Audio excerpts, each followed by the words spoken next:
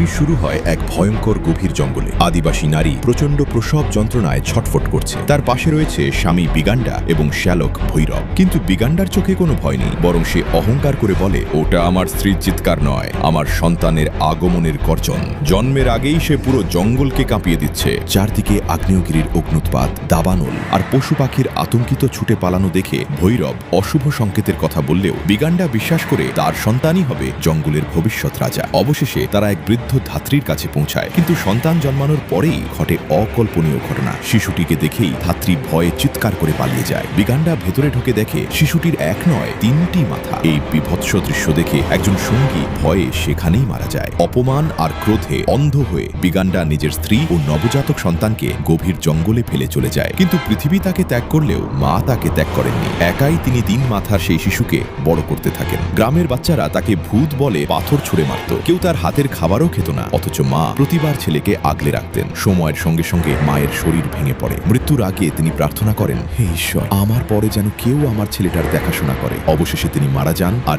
এতিম হয়ে যায় সেই রহস্যময় 3 মাথার ছেলে শঙ্কমু। এদিকে বহু বছর ধরে বিগান্ডা তার ভুলের প্রায়শ্চিত্ত করতে করতে এমন এক শক্তির সন্ধানে বের হয় যা তার ছেলেকে স্বাভাবিক করতে পারে। সেই খোঁজ তাকে নিয়ে যায় বারাণসীর এক ভয়ঙ্কর ও ঘোরী সাধুর কাছে।